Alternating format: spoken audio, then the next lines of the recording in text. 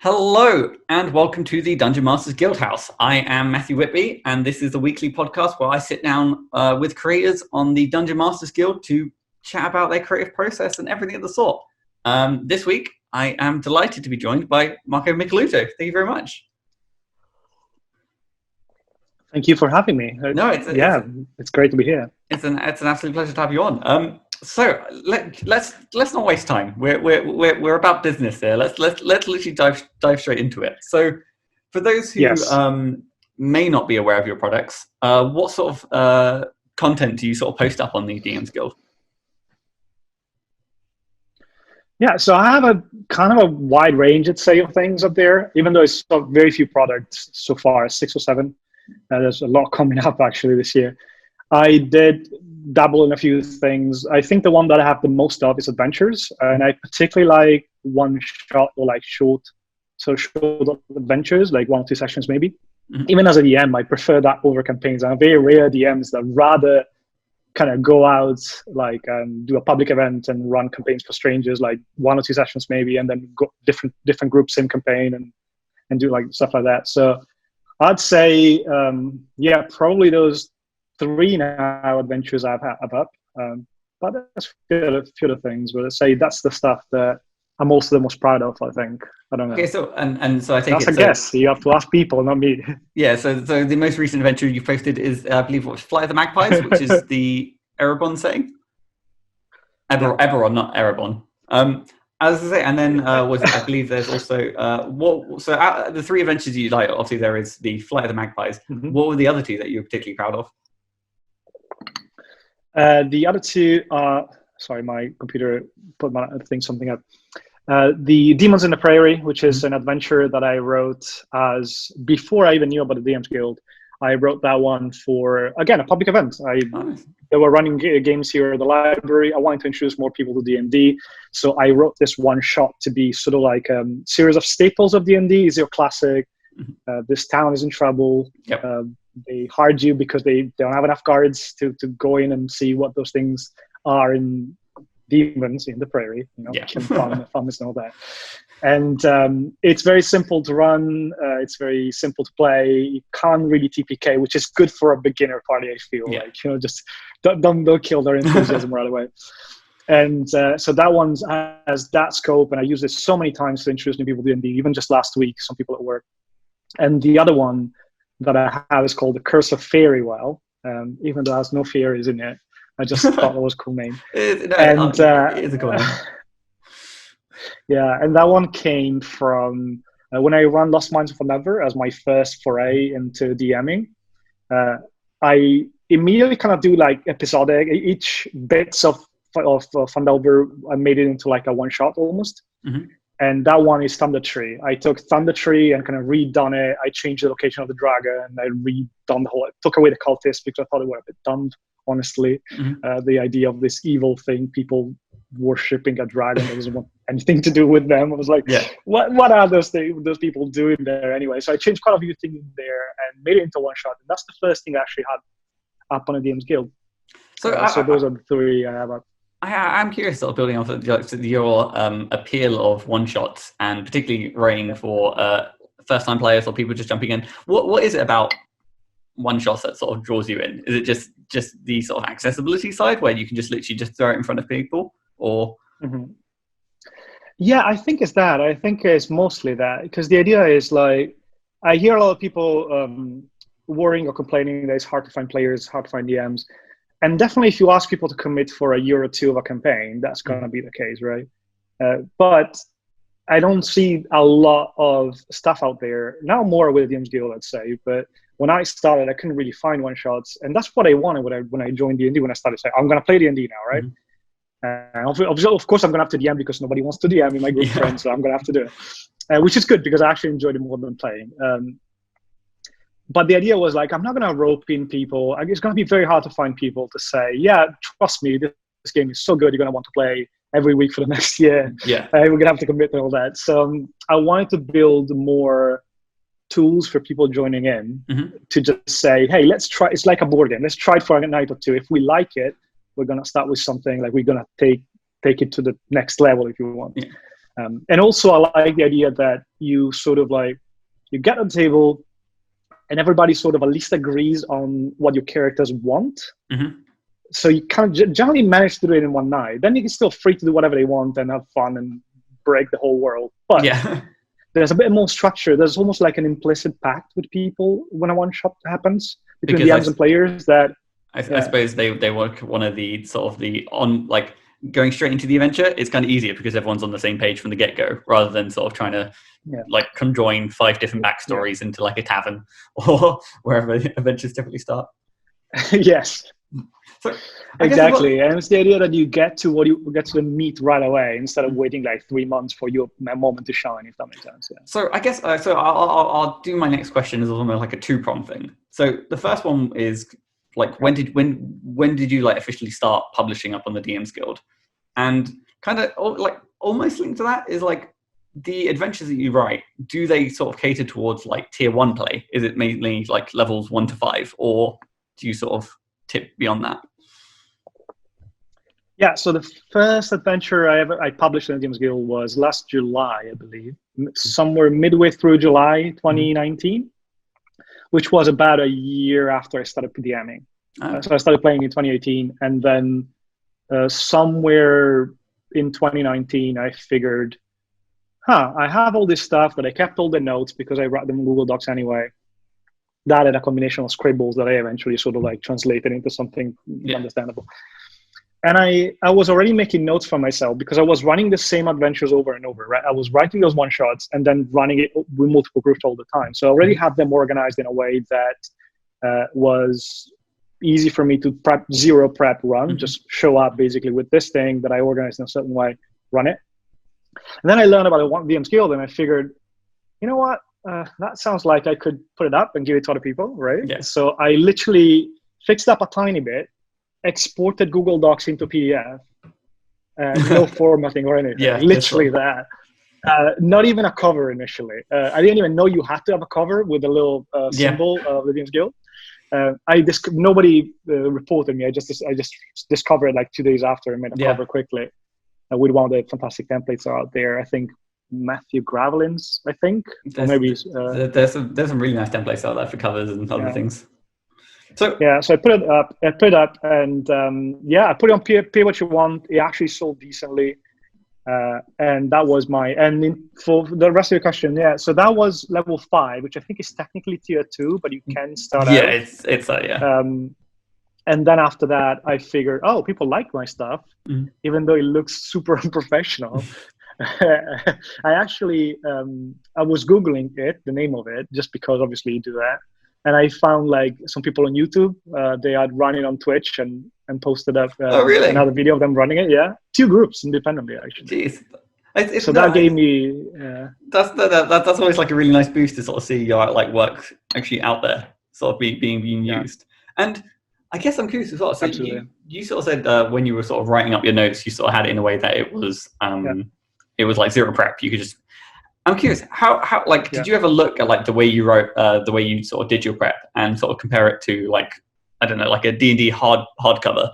Like was it still like very like, I'm curious, like how unique did you go with your sort of layout into like, this is how I DM, this all makes sense to me, or was it still like reminiscent of those hardcovers?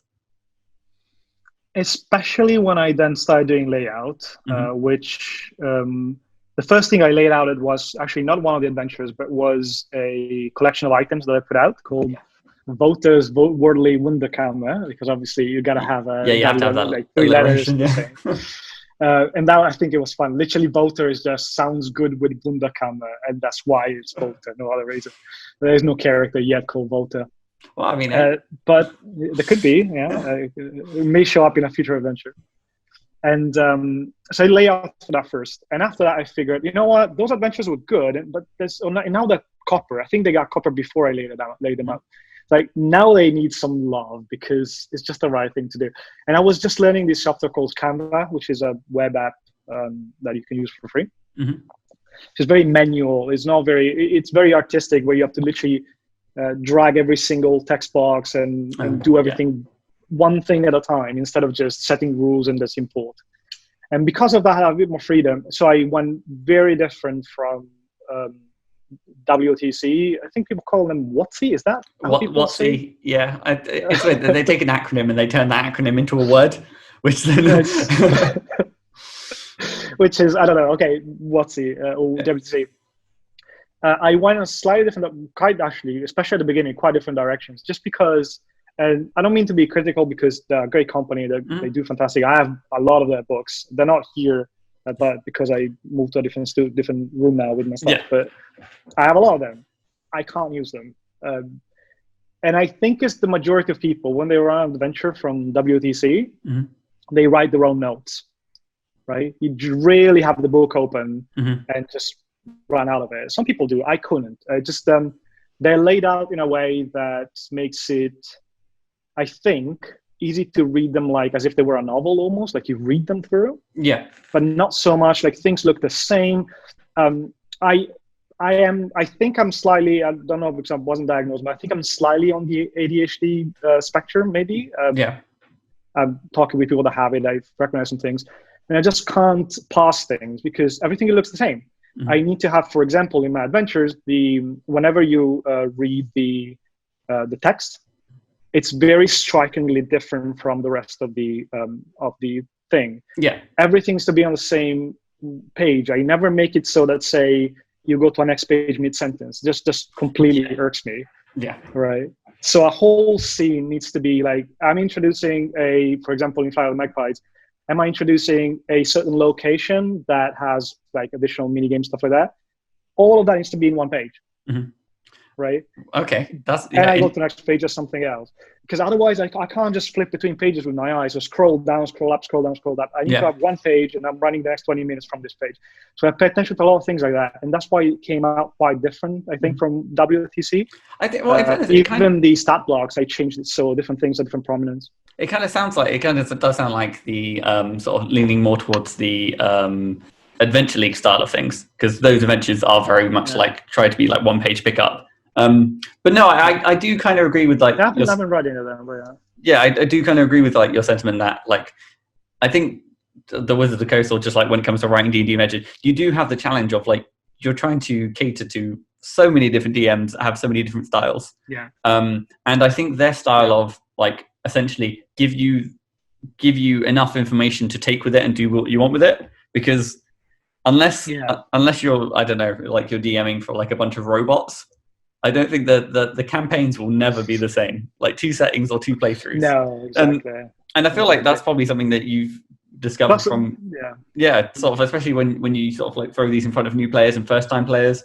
You kind of just like, that's how I treat adventure writing, is you treat it like a skeleton, and you just know the fact that like they're going to be moving the rib cage, or they're going to be putting the arm where the leg is. Oh, definitely. Yeah, definitely. I definitely want to leave a lot of empty space and blank spaces for DM to fill in their stuff. And I never go too descriptive because I feel like if I'm going to describe every single room in a building, then I'm limiting people. I just need to make sure they have the tools they need.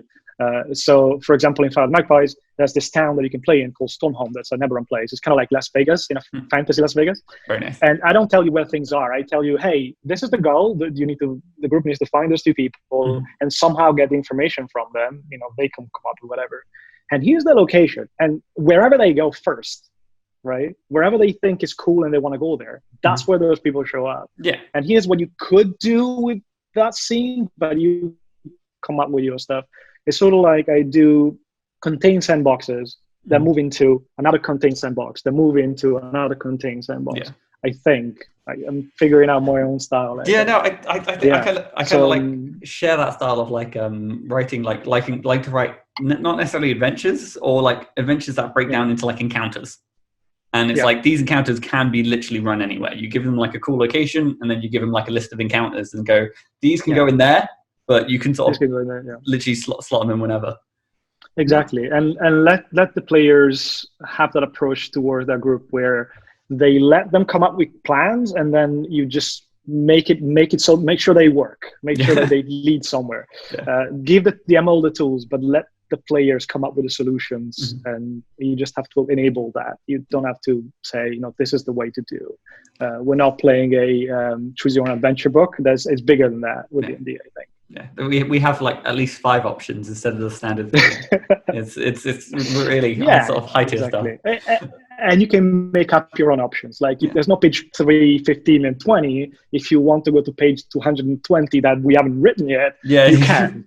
You just write it as we go. That's sort of like the evolution of choosing an adventure. No, that's like a really nice analogy of adventure writing or just playing through adventures in D&D. Yeah. So one thing you did kind of you still want to give them options, right? Because some DMs are going to come out there.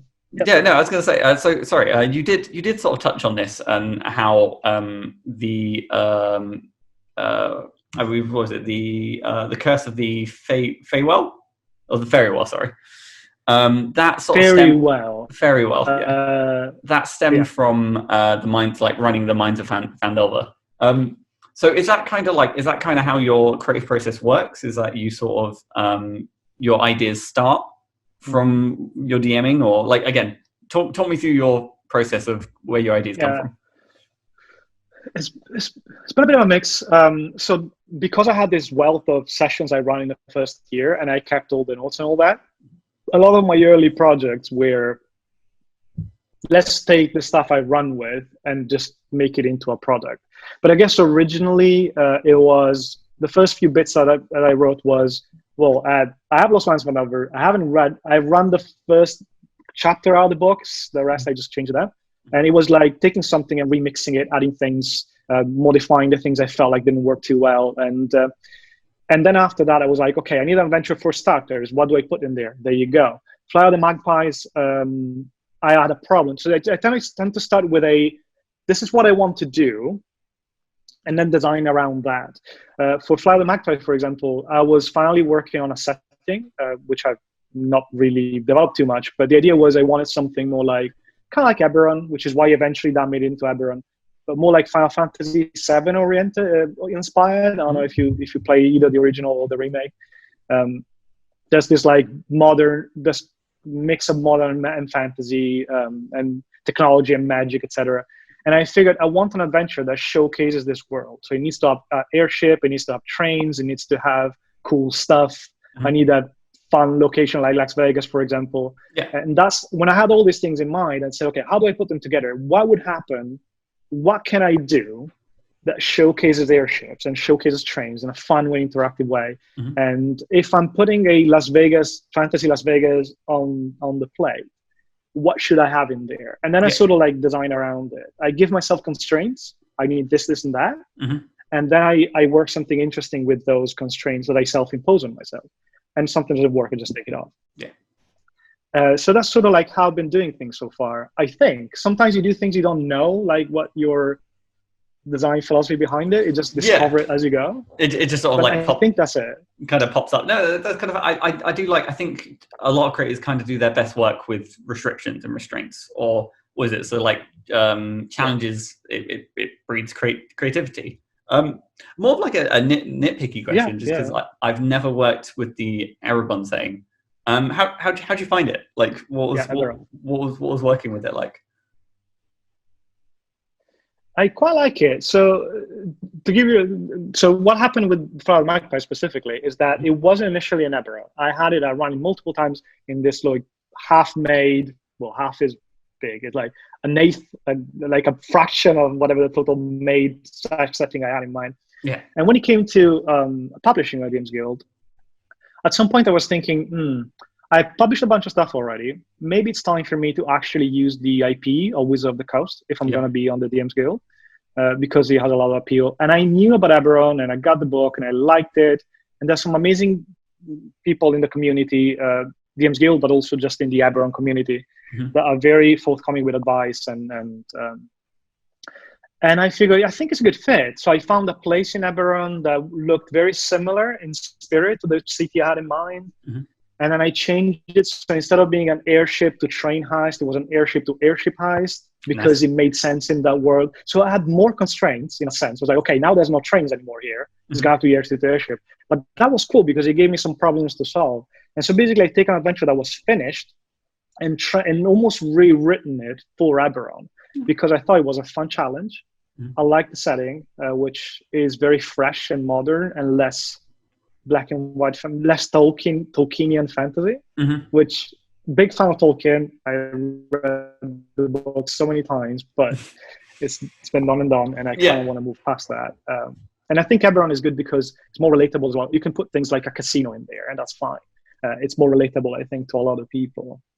And you can use you don't have to use names like Daran Edermath or Sildor or Winter, sort of fancy names, which to me are like, ugh. No, I know some people, a lot of people like them, but to me it was like, It's especially fascinating to hear. I think that's it. This is more fresh. Yeah. Yeah, it's kind of interesting to sort of hear the process of. I think my connection or your connection. Oh no, it'll be my connection. So I think we're doing the thing where like there's a delay between our talks. So you pause and I go to talk, and then you start again, and then feel interrupted. So what I'll do is I'll just never stop talking, and that way neither one of us can interrupt one another. That's my secret. I'm always talking. But no, as I was sort of saying, it's kind of fascinating to hear how the adventure kind of needs a certain amount of rewriting to fit a particular setting, and that one of the things you kind of hear from a lot of the established creators in the DMsGuild is that you should try and use the Wizards IP as much as we can, because we are taking, they're taking a royalty cut for us to use the IP. We might as well make the most of it. So I mean, at the same time, I think it's great to write your own stuff, but and there's actually space on DMsGuild for setting neutral stuff. I'm gonna make more. I actually have a lot of Eberron stuff coming up, which I'll probably tell you later because I know all questions coming on that.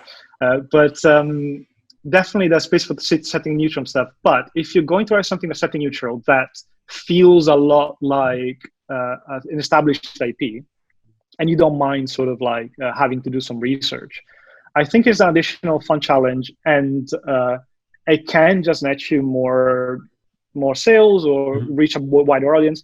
Because it's easier to strip down a setting from an adventure, right? If somebody wants to run Flight of the Magpies outside of Eberron, they can do it. Yeah, it's gonna be minimal amount of work for them to just change the name of some things. But the opposite, and I know for experience now, it's quite a lot of work to think, yes, I can still make stuff up, right? This place, Stormhome, for example, in Eberron, is not that well fleshed out. I couldn't find a lot of information, so I managed to actually invent, make up a lot of stuff for it. But I still have to think about the larger world and how would people react to certain things and how things are organized, how airship works and stuff like that. So there's a lot of research to do. So if I can do, I think it's always in the case for my stuff, if I can do the most work so that people can just buy my stuff and run it and not have to do any or very little work, then I feel like I've done my job. If I'm writing something that would require DMs to spend hours and hours and hours to adapt it to their campaign, then I'm glad they bought my stuff, but they probably shouldn't have. Because that's, I don't know. I feel like it's too much work then. Obviously, as I said before, it will do work. But. I think I get what you mean, and I like the idea that like it is harder to sort of take a setting agnostic content and then just make it fit within the Forgotten Realms or Eberron or and I don't know if it's the same for me, but it felt easier like when I was starting to write setting agnostic content, because it is a case of like you're just writing for the sake of writing. You don't have to worry about all the 3,000 books worth of lore. You just have your set like little contained thing, and the fact that the DMsGuild allows for that sort of stuff it makes getting involved in creating stuff easier. And then I suppose once you get more established, you begin to sort of think, I can challenge myself a little bit. I can take one of these more established locations and work with and again, they can be interesting puzzles where they create constraints for you. For example, Eberron, when it comes to airships, generally speaking, they're all piloted by the same sort of like family/corporation. One of the houses, noble houses that have dragon marks. Not going too many into that. So I had an airship that is owned by a mercenary company. How does that work? Like they're not royal, but they're like noble, like powerful houses. Not really noble, probably, but powerful houses. And an airship, but I needed it to be in the hands of mercenaries as part of the story. It's inevitable. So that made me create more lore for my mercenary company, where now maybe they take all the rejects from all this, all the people that escape those families because they don't want to be bound by tradition, and they go into this mercenary company. it made my own stuff cooler because I had constraints to work with. And there's all this other stuff. And with Eberron, it's good because there's not that much stuff on it. There's a few books. Mm-hmm. It's a newer setting, I think. And there's only, for 5e, there's only one book. And there's a bunch of stuff for older editions, but not that much. And yeah. It does seem like there is, like, especially around the Eberron, there is a really nice community, like you mentioned, there's a really nice community of creators behind it. All Yes. who are very, very passionate about the sort of Eberron content. Mm-hmm. Absolutely. I was able to find a lot of help and a great editor. That the first time I had an editor actually was with Magpies, and never again without that one. It's such a boon to have someone fix your commas and give you constructive advice on hey, or even just ask the right questions and say, why is this character doing that? And then you can explain it. And if you can't explain it, okay, yeah, you can actually get that written down. Yeah. And sometimes ideas, thinking, hey, wouldn't it be cool if this happened? And you think about it, it's like, you know what? Yeah, I'll add that. It sounds cool. No, I say this nearly every week, but editors, they're worth their weight in gold. So, yeah, platinum even. Yeah, absolutely. Yeah. Keep it in So moving along with your creative process then, what is your favorite part of coming to sort of create a product? Yeah, so actually my favorite part, and that may sound a bit weird initially, but I'll explain, is the playtesting. And that because playtesting for me doesn't happen at the end of when it's all finished. It happens almost right at the beginning. So every adventure so far that I wrote, with one exception, that it's still going to be good, I think, it's going to come out soon. It worked that I would write a first draft, like very simple notes. I tend to write like the encounters because I know that I can't really come up with them on the fly and them being interesting. And I write maybe descriptions so that I can say some cool stuff to people and set the mood a little bit. Yeah.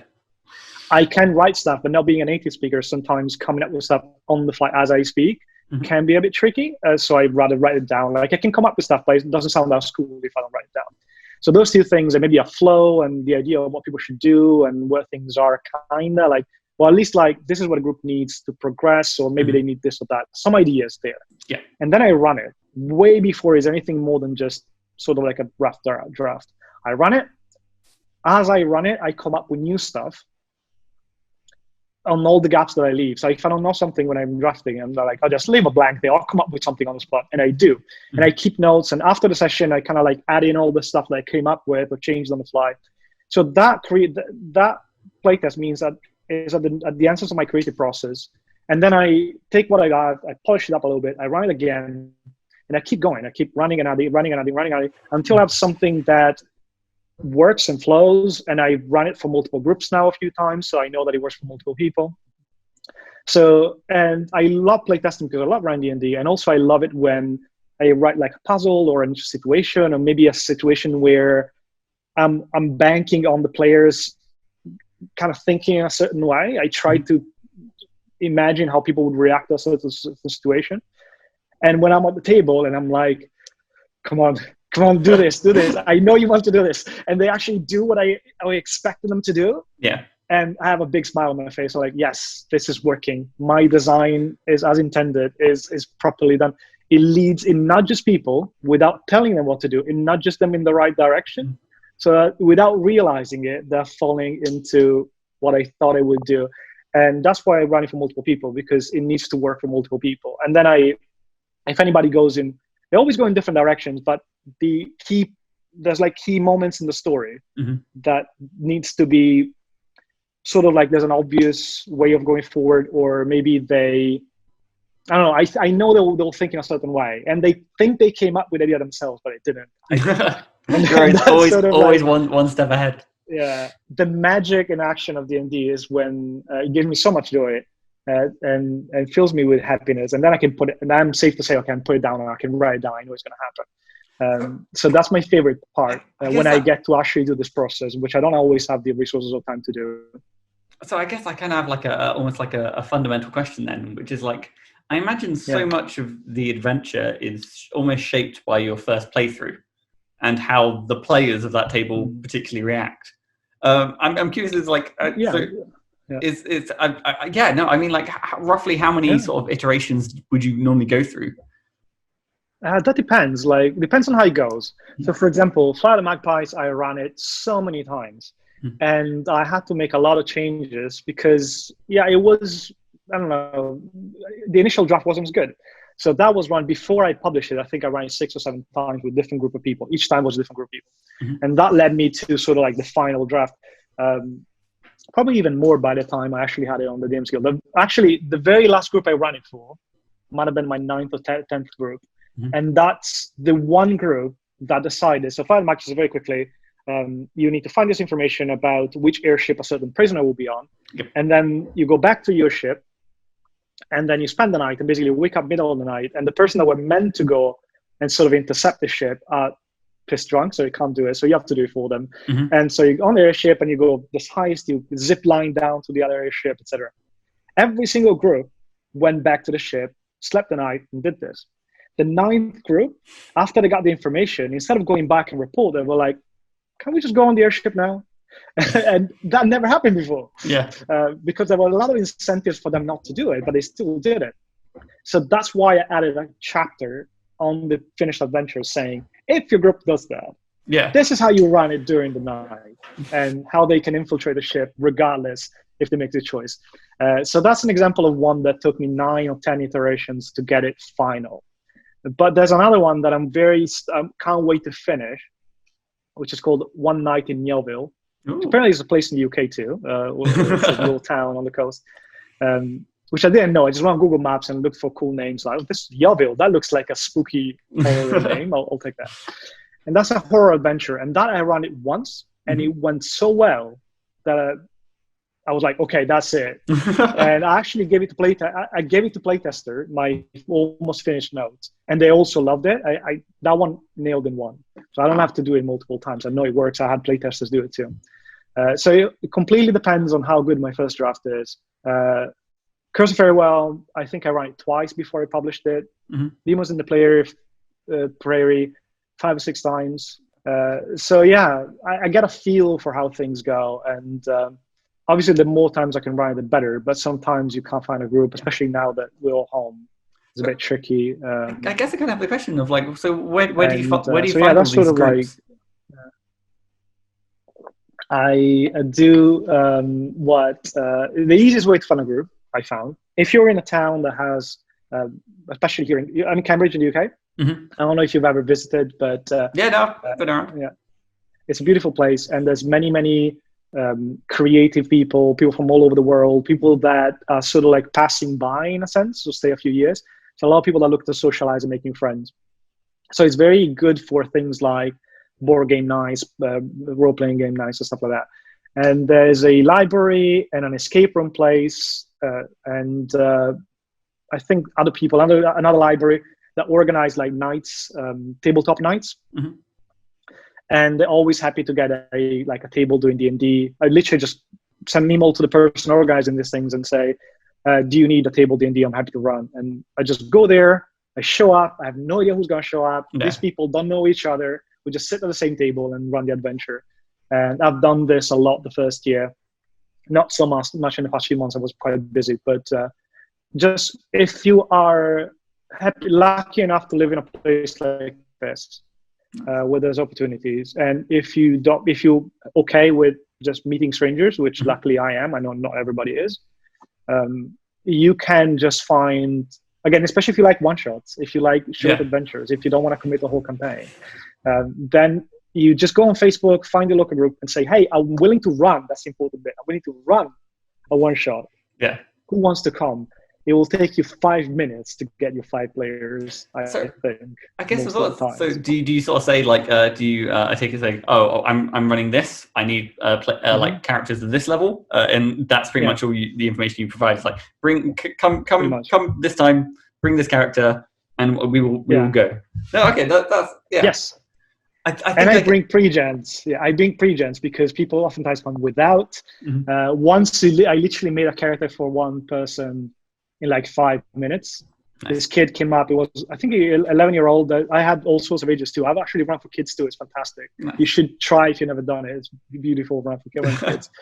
And he came up saying, I don't have a character. Okay, what do you want to play? I'm a druid. Okay, druid. So your stats are this. I literally wrote them down on a piece of paper. Yep. I just give him an array. Okay, and you have this many HP. I couldn't remember. What spells do you want? I don't know. Okay, do you want the spell that does that? Yes, you got it. There you go. 5 minutes. Here's the character. Speed Let's run. play. Blitzing through. Let's get on the table. We don't want to wait an hour to make a character. Let's get on it. It's that thing. No, it's. I think it's something that like I personally would like to try and get over. Just the willingness to just literally, I don't know, just find a group. Just literally to be like, I can just find a group today and test something. And yeah, no, I think you've actually inspired me to just throw caution to the wind. Just do it. Yeah, and nowadays there's not even like, obviously when you meet strangers, those are all public events with lots of other people, so it's very safe for me and everybody else. But now that we're at home, if something goes wrong, you just have to log out the video chat. That's it. Yeah. Nothing happens to you. So it's even safer in a sense. Obviously, not always safe on the internet. So there's caution to be had there. Make sure you have the sort of safety tools in place, and to make sure that you're not going and obviously let people know the sort of adventure. And obviously with these things, when you do with strangers, you need to. When you play these things online, you know to be careful with the strangers. You want to make sure that you play things that are relatively clean, because there's not always time for a session 0. And so you obviously want to be very, very careful how people react. Ideally, you do want to have a chat at the beginning. Say, we're not going to do this, we're not going to do this, we're going to do that. Don't play anything edgy. Just keep it PG and keep it safe. And you meet people. Like through this, I met a person that invited me to her table. And then at her table, I met another person. And then this person is my DM now. I play every week in his campaign. Yeah, so I am also a player. And not good effect. You just meet people. Some people stick and some people don't stick. But you meet so many that eventually you'll find your permanent group when you actually want to do a campaign. Just don't rush into a campaign, because you're going to want to find the right chemistry there, I think. Yeah, you want to have like people who will be around and you can sort of rely on them. Yeah. No, that's fascinating. Like so many sort of interesting like tidbits about like your process and the way, and it kind of makes sense why that is your favorite part, to sort of bring people in and have that iteration of your products.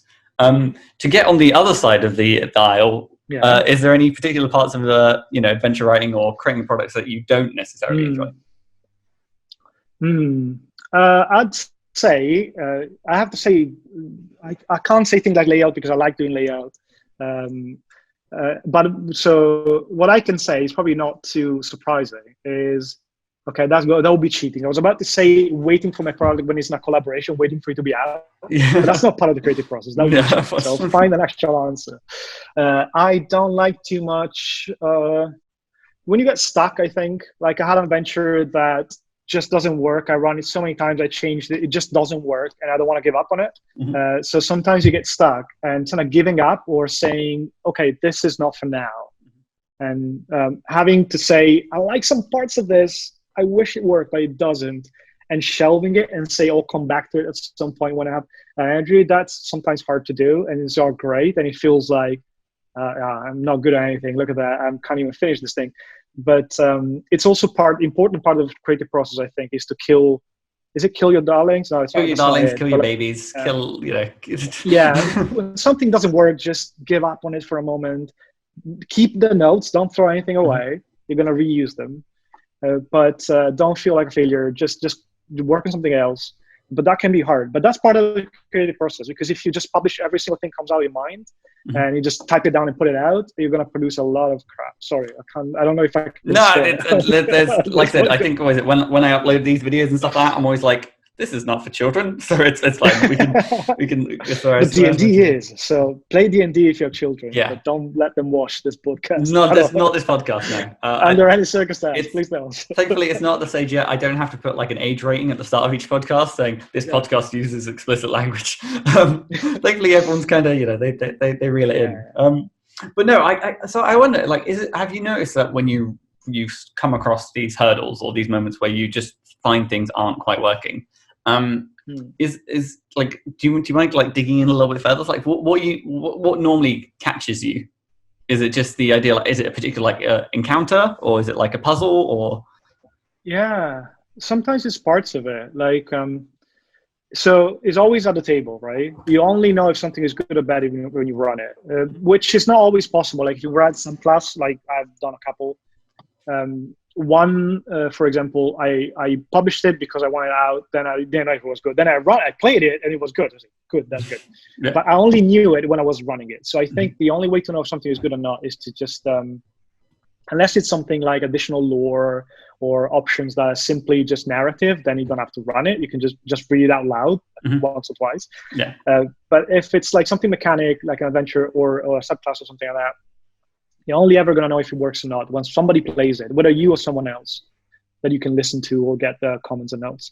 Yeah. And sometimes it's bits of it, you can just remove them. Like there's a Demons in the Prairie initially had a puzzle that I thought was super clever. And every time I run it, it just doesn't work. And I tried to remove it. I published Demons in the Prairie without it, and it worked fine. Then I was like, I have this puzzle. I'm not going to throw it away. I have this other adventure, which I haven't published yet. I put the puzzle in there, run it, doesn't work. Gosh, maybe it's the puzzle. I got to fix it. I have an idea for that puzzle to make it into something else, but you run it, doesn't work. But in some cases, it's like, I just have to remove this bit. In some cases, like this adventure I have, it just doesn't, it's not exciting. It's not great. It's just, the whole thing is missing something. Yeah. And it's not a case of removing something that breaks it. It's like, it's missing spice, it's missing salt. It's like when you eat something and you like, should have had some coriander in it or something. Yeah, that's a nice touch to the idea that, like, yeah, you can just take it out, and chances are, like, these puzzles or encounters, you can just place them somewhere else. I mean, at the heart, there is still a puzzle or an encounter, and it's just sort of like, again, polishing it or reworking it or... That's something good. Just find the right place for it. Don't force things that don't fit together. Take it away, work on it later.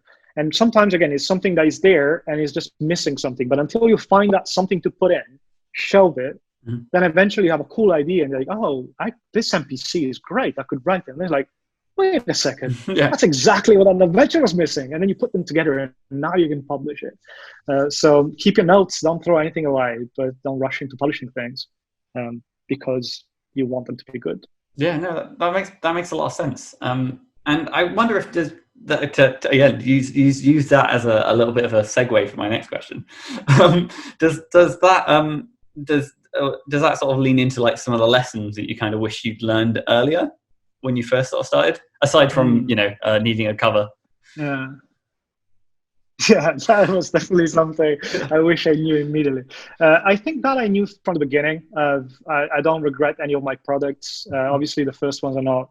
I don't know, actually. I think in terms of the products, some of them are pretty good. I could fix them more. You want to go down the line.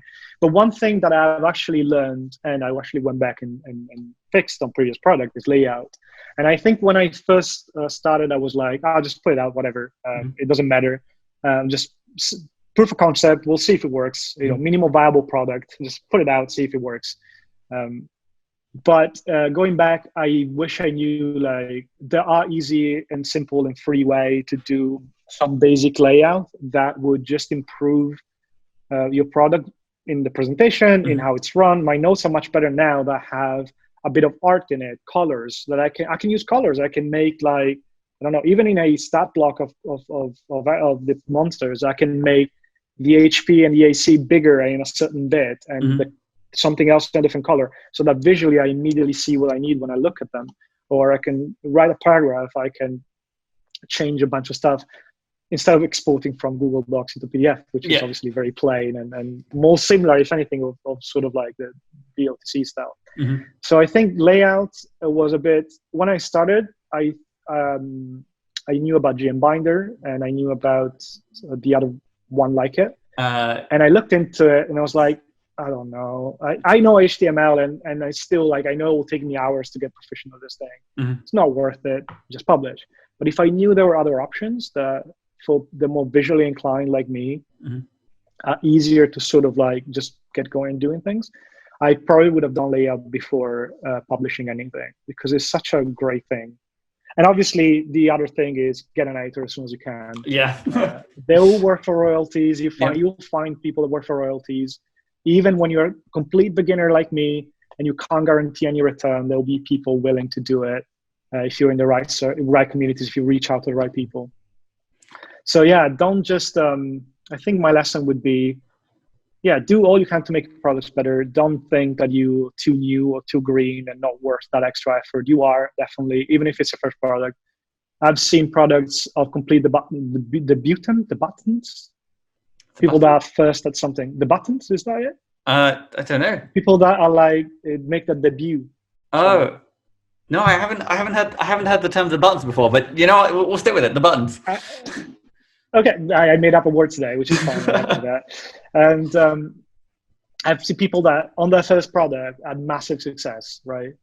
You see that. So you're never too green to just put some extra love, care, and effort into your products. If you want to, you don't have to. You can just export from Google Docs and still get copies. And like it's kind of interesting to hear that you actually had like some decent success from just sort of doing that and sort of putting something, even if it is like in its bare form. I also kind of wanted to ask because you kind of mentioned how you kind of treat layout, or the way you do layout is I get like unique, I guess, in the best way and stuff like that. And I was going to say, do you mind talking about like what kind of like outside of like it making your process as a DM easier, is there any sort of particular inspiration about like why like for the Flight of the Magpies you went for the style that you did? No, not really. I was just trying. I didn't have any inspiration. Like after the fact, people seeing the final product told me that it looked a little bit like 4E. I don't know. I've never played 4E. But myself, it was just a looking page by page, saying, all right, next page is going to have to be this thing. How can I present the information? Finding a style guide for myself, like, okay, the narrative bits are always going to be this color, always in this thing. And, I'm always going to try put art every other page or every page. And I'm going to use this font and this thing. So you got to decide that. You want to be consistent. But then there is no reason for you to stick to anything or to be, you can be inspired. But in my case, it was just like, this font looks cool, is readable, is easy to read, and it goes well with the setting. And then like, oh, I need to, sometimes I would actually change the text in editing just because, okay, this sentence is too long. I need to cut it, otherwise it won't fit in the page.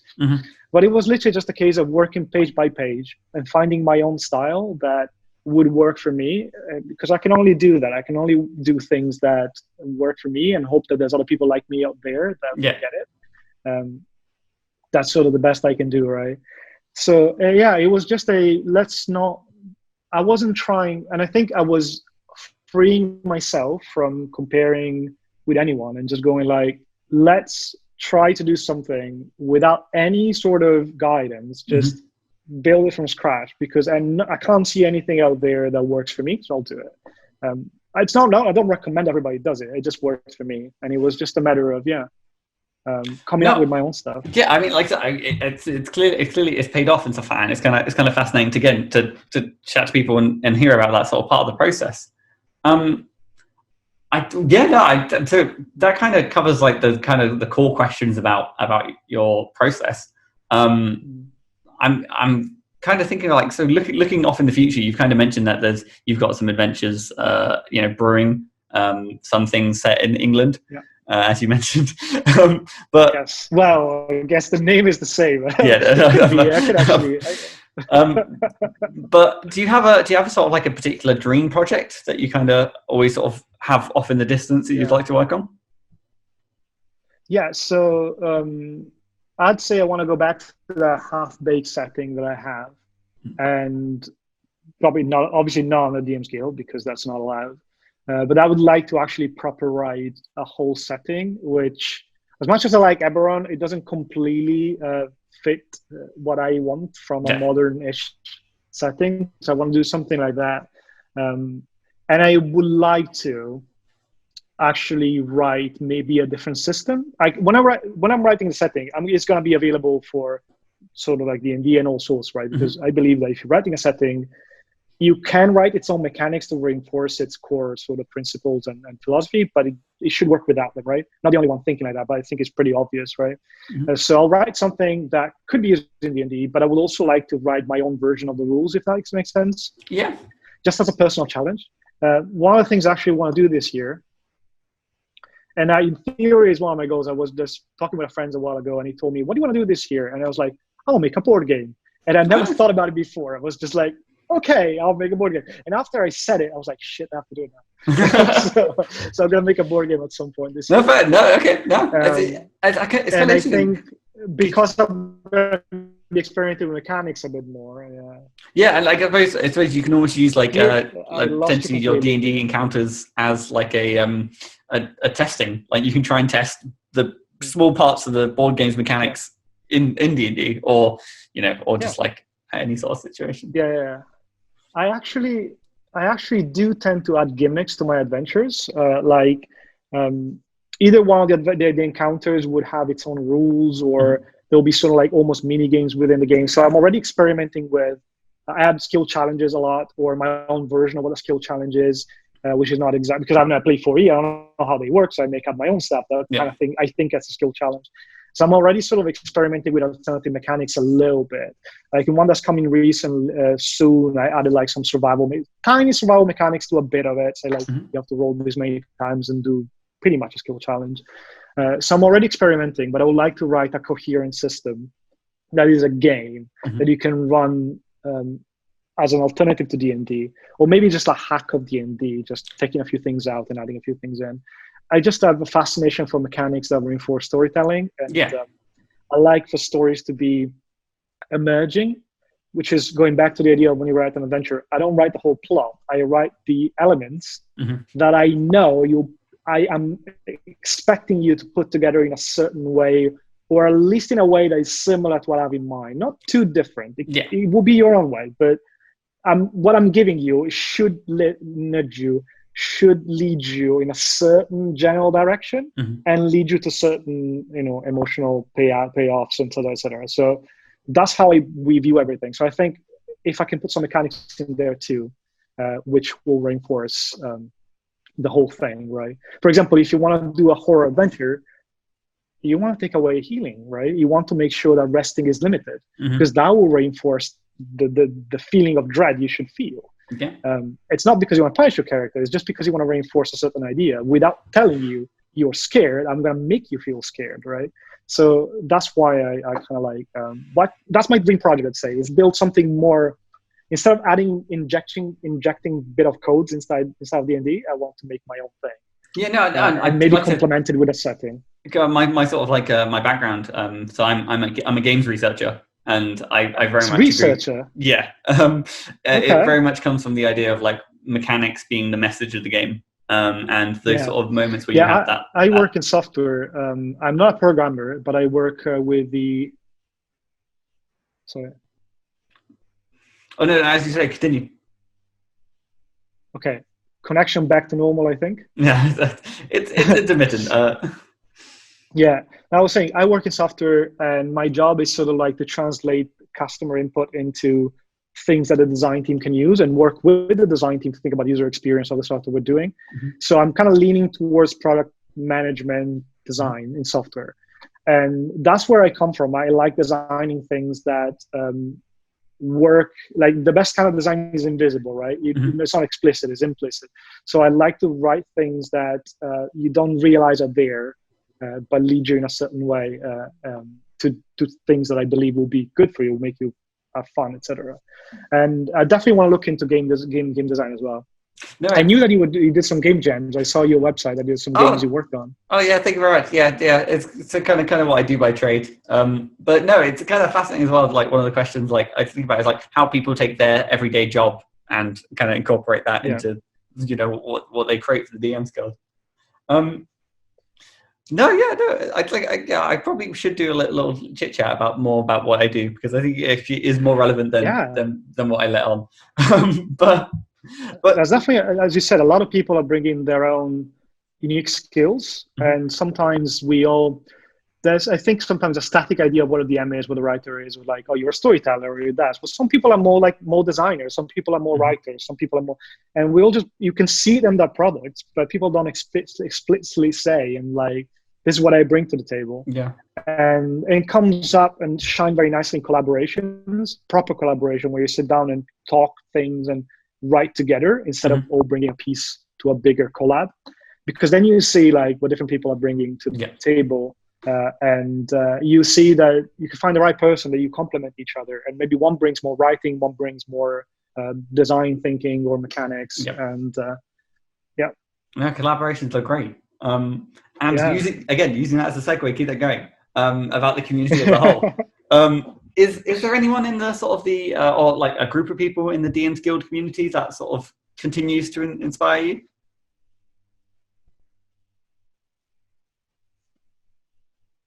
That's few. I actually wrote them down to make sure I don't forget at this point.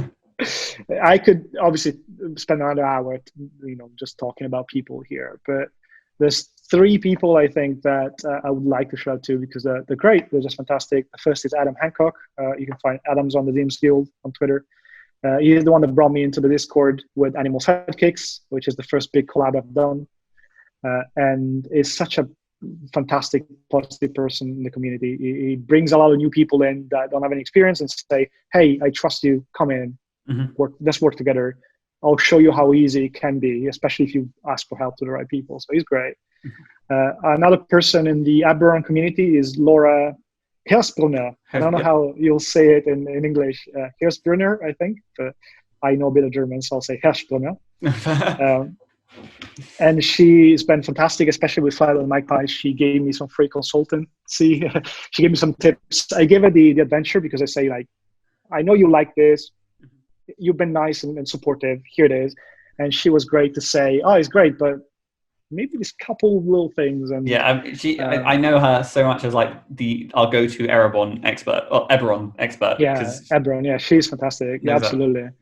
And she's supported with everyone. Obviously, she's doing such a great work with the Across Eberron series. Yeah. I I'll really look out for her when it comes to Eberron. And at some point, I hope to actually work with her. Maybe have her as an editor. Though my editor is great too.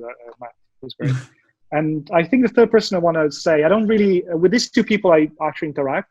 The other person I have in mind, I've never actually interacted but is Oliver Clegg. Yes. We haven't spoken or anything, but I really appreciate how creative and unique he is. How he's not afraid of doing his own thing, right? And even getting more people in to say, "Hey, you can write your own stuff. You don't have to." We were talking about settings earlier, right? And it's great. It can be very powerful. But it's also great to say, you know what? There should be more hags and unicorns on the DMsGuild, like the one you worked on. Why not? Just write it. It's fine. And nobody's going to say, "This is not, where's Elminster here? This is not." Just write your own shit. The funny thing about like Oliver's stuff is the fact that it's that whole spectrum of like stuff where he's doing whatever he wants with the law and without the law. He'll take the characters you love and put them in the weirdest of situations, and it all works. I mean, I think that's something that like works. Yeah, just don't have fear. Just as you said earlier, just do it. Just throw all caution to the wind. Just do it. Yeah, you should write with the IP if it's gonna be a boon, if it's gonna help you, if it's gonna give you something. If it's detracting, if it's holding you back, don't do it. Just write your own stuff. Do what makes you happy, what brings you joy in a sense, right? And I think it does that. Again, I don't know him personally, but I think he does that. And I have a couple of his products. I like them as well. But to me, it's more like what he's doing than what he's doing that inspires me, and definitely has that. So those are a few people. But I could talk, like, there's so many people that are not necessarily creators, but are like reviewers in the community. Like Curse of Sebs is a great guy. They are an invaluable member of the community, and not only them, but many others. Again, I could talk the whole day. There's all the people I'm working with now that just, again, there's so many things I'm in. I could talk the whole day. I realize how cruel of a question it is, because obviously and anyone could literally just fill a whole hour with how great the community is, which was great. That's what I like about this podcast, is I get to talk about cool people, and those cool people get to talk about other cool people in the community, and we all sort of pat each other on the back in a loving way. But no, so I guess I think we are essentially coming to the end of our hour. I think the last sort of 2 questions I have are one, what kind of interesting things are you kind of working on at the moment, and how quick are they to coming out? And then second, leading straight off that, for people who want to know when they're live and out, what's the kind of the best way for them to keep up to date with everything that you're doing? I have notes as well so I don't forget anything. No. So I've actually checked with everyone whether I can talk about them and how much. So I'm not going to take too much time, but just to No, of course. check everything.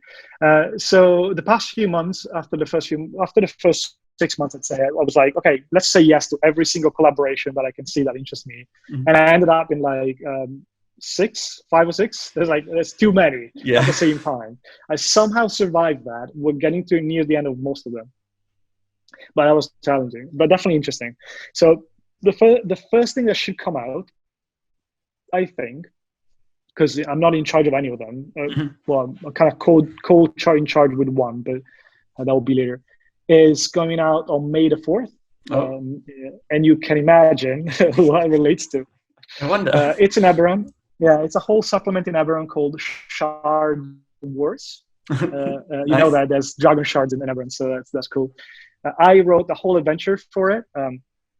That's one thing I wrote myself.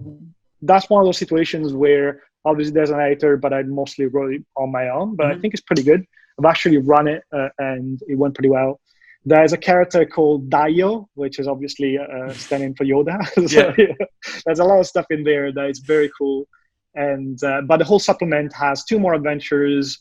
There's rules to build your own droid sidekick. Obviously, you can imagine what else you could find in a Shard Wars supplement, including custom sand sabers and stuff like that. So it's going to be great. The art for it is amazing too, especially the cover art. And that was lead chair. I don't know how you call it, but the project lead, I guess. Is Drew Dwarves, which is a great guy. Really, really like him. So that's coming out on May the 4th. I think after that, there's going to be probably Adventure Sidekicks, which actually started already. Most of the team in Animal Sidekicks, I think, is now on Adventure Sidekicks. Adam Hancock, again, is the main project lead and editor. And me and 2 others are working on the Lost Mines of Forever. Very fitting. And I have the honor to have written Droop, the Goblin, which I was so stoked when I got it because I love him. And I've actually done something I think very interesting with the mechanics there. I'll spoil it, whatever. It doesn't matter. So you know that with a sidekick, normally you have your progression and that's it, right? With Droop instead, a level 2, once it levels up, you have to choose which member of the party is bonded, has made more of a bond with. Right? Okay. And then depending on the class of this character, of this player, he gets a specific set. Almost like he wants to be a hero and he's learning from the party member. So you get a different thing for Droop depending on which player is interacting more. So you get that sense of he's becoming one of the party. There's like role-playing baked into the mechanics. Again, mechanic reinforcing storytelling of the sidekick. And I've done Darren Edomath as well, which is just a cool like veteran person. It's very nice, I think. I've done a couple, and there's going to be 6 or 7 in total. Then I'm working on something else with Eberron, with Mark Anderson and Max Hart. We're working on the Horse Watchers of Eberron. There's a whole part of Eberron, but basically I think it's mostly plains. And in there's this tribe or population of elves that have a very strong bond with horses. So we've done a couple classes and a few other things in that supplement to add to the lore and mechanics available for these Horse Watchers elves. Nice. I've done a druid and there's a ranger as well. A lot of stuff for it also helps a little bit with mounted combat, make it a bit more interesting. There's not a lot there, so there's a few options there for that.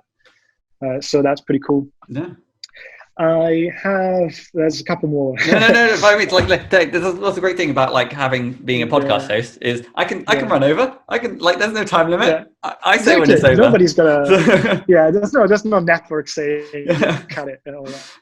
I've actually joined the team also with Zeke Gonzalez for the Scientific Secrets of Avernus, I think it's going to be called. He's done some. They've done Saltmarsh already. So now there's Avernus, and I can't say too much about the mechanics, but I've done one monster that I'm very proud of because it should play differently. It definitely will. It has to, because of the mechanics again. You have to run it in a way that is different from anything else, I think, that I've seen. Hopefully it works. Fingers crossed. And there's more, of course. Fingers crossed. I've done only one, but there's going to be so many monsters in there, all based on real life animals. And I have a background in, when I was in uni, I was studying philosophy and history of science, and I was working on history of primatology a lot. So I was working on like history of, so I was very well versed in evolutionary sciences and primates of all kinds. And I always was fascinated by this little lemur called Ai or Ayaya, which lives in Madagascar. It's a beautiful little animal. And I finally wrote a monster that is a demonic version of this cute little thing. It's now a very deadly demon. So it's very fitting for Avernus. Take something cute and just warp it in some way. Absolutely. When I saw that call, I was like, yeah, I'm going to have to apply because I need to write a demon version of this thing. It's just... more people need to know about this animal. It's fantastic. I could literally talk the next hour about this animal, but I'm not going to. No.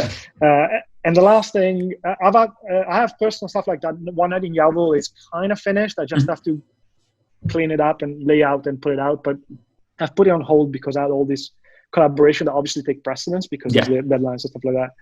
One of probably my favorite so far has been very slow brewing, but Martin Davico, the person that had the magical the word of locks. Remember, there was that. He has a great supplement on locks and keys and how to make them more interesting. And doors. I think he was looking for people to write an adventure and doors, on the Discord. And I said, let's talk about it. And we immediately found a great chemistry. Chemistry. It's a little bit more fantasy. It's the same thing. Yeah, exactly. Since then, we've been chatting almost every week on Discord and kind of like bouncing ideas off each other, going away, writing some bits, coming back. We're literally writing it together. Like, there's nothing we write that we haven't discussed together first. And that's the better kind, I think, of collaboration. It takes longer. And also, it's also like a side project for the both of us, I think. But we have some cool stuff in there. It's going to be like a spoopy, not really horror, but it's going to be a bit creepy, but also like kind of like Scooby-Doo when there's a lot of the comic relief as well. There's no Scooby-Doo references. It's just a theme. Just that style of... Exactly. And so, for example, so you go there in this mansion and there's like obviously haunted and like ghosts. There's like and there's things like a dust golem that, it's very hard to kill. But if you find a band of vacuuming, then it's going to be much easier, which is like a whole mechanic on that. And I just wrote how do I call it? I think I called it man-bat or something. It's the opposite of a vampire. It's this bat that was turned into a humanoid creature. Bit by a human. Yeah, pretty much. Yeah, he was bit by a cursed human. That's why I wrote it. And he turns into this thing that looks like a more human with a bat feature, but really is a bat. So it's still like not as intelligent as a human, but as a bat. Yeah. And it's cool because he's in there and he's fighting you in this room. And I'm not going to say it, but people have to just figure it out on their own. They can just fight. And it's an interesting fight regardless. But if they open the window and tell him that he's allowed to leave, he just leaves. Because it's the opposite of a vampire. So I spoiled it here. But that's the idea of like, if that ever happened, that may happen once every 50 people running it. But the one time that it happens, people will have a good laugh. Yeah, they just have to know vampires. They just need to think about it. Like, what if this thing is kind of like an reverse vampire? And some table, there will be a person going like, hey, just tell him to leave out the window. And he just does. I think it's going to be worth the payoff that one time. No, I think that there's a good example of that. Going back quickly. Yeah, no, of course. No. Quickly, just to tell you another example of a situation like that works actually every single time. In Fly Magpies, at some point you have this universal key that will open a combination lock. And to get into this second airship, you can just use that. It was just given to you. You can just get in. But there's a combination lock. Every single group so far that I've run it for, try to guess, right? Because it's just a pad. You can just punch in numbers. Yeah. And the combination, and I write in an adventure, the combination is, there's no clue to it in the entire adventure. There's no like piece of paper or anything. It's 1, 2, 3, 4, 5. Standard. Every single group went like, I don't know, just try 1, 2, 3, 4, 5. Ta, ta, ta, ta, ta.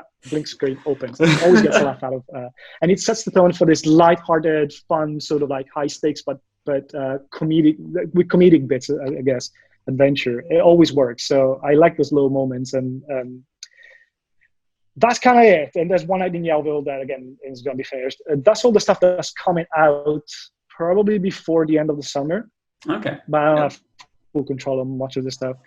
After that, I probably going to be going back to more solo projects for a while. I think I have a few things I want to do. I may call people in and be the project leader for a change. I don't know. I haven't. Yeah, I think for the very least, find me. It sounds like you and me, we kind of follow the same trajectory of you get started on the DMsGuild, you get involved in the community, you almost get too involved in the community, and you're on like you're on like 13 collaborations. Then you're just like, okay, well now maybe I'm gonna like ease off a little bit and enjoy the rest of things. Exactly. That's exactly what happened so far. Yeah. And to find me, sorry, I was gonna say, you worked it out yourself. Yeah. So to find me, because you asked that, I'm mostly on Twitter. Obviously, you may be on Discord, but if you're not on Discord, on Twitter is at Marcomiki, MarcoMiki, which is a shortened version of my family name because it felt like more of a tweety. Something like a bird will say Mickey, they won't say Michelutto, it's too long. Marcomiki. Cut the characters where you can. That's it. Sure, yeah, it's nice. I got that profile in 2009. Didn't use it for 10 years. So yeah, that's the best way to reach out. Feel free. My DMs are open. You can send a message. You can also just send me an email at Markas with a K, which is the Lithuanian version. My wife is Lithuanian. Markasmiki@gmail.com. If you want to write me directly, again, feel free. If you have questions about an adventure, if you have a podcast and you want to run it, always giving out free copies to podcasters, or if you want to, for some reason, have me chat on your podcast. Like, hey, we need to get that. We need to get that 1 hour chat about that marmoset. Yes, absolutely. We're gonna have to talk more. But yeah, it was great great being you here. No, honestly, so Marco, thank you so much for taking the time. This honestly, the time has flown by. It is always fascinating to hear about other people's creative process, and especially with people who, I guess, like me, kind of starting in the last year, hearing about the journey they've taken so far and their trajectory going onwards. Because it seems like you've had some great success so far, and I think it can only really continue going forward. So I honestly, the best of luck with your remaining products. And all that. We need to work on something. We need to work on something together as well. We do, honestly. Maybe next year. maybe next year. Maybe post summer. I think because from the sounds of it sounds like after summer your schedule opens up a little bit. Yeah, it opens up a little bit. So yeah, no, 100%. I did lie. I do have one more question, and that is the standard. How do you end a podcast? Okay. The connection went for a second, but I remember the question. Is that how you finish a podcast? That is how you finish it. Yes. I'm terribly sorry if the internet has been bad this episode, but I think it's been smooth. There's been some quiet parts, but that's how you want some. You want some ups and downs. Yeah. Absolutely. So how do you end the podcast? I think what you do is you ask a rhetorical question to the audience. Interesting. That's how you do. You just look at the camera and say, so today was fun, but is fun something you do or something you create? Wow. Geez. I'm tempted to steal that or try and think of my own rhetorical question. Because that was the fact that you could think of a rhetorical question that quickly. That's impressive. But no. So once again, I would like to thank my guest Marco for joining me today. This has been again a blast. I've been Matthew Whitby. You can find me at Whitby Writes on Twitter. And did you have a good time, or have you a good time?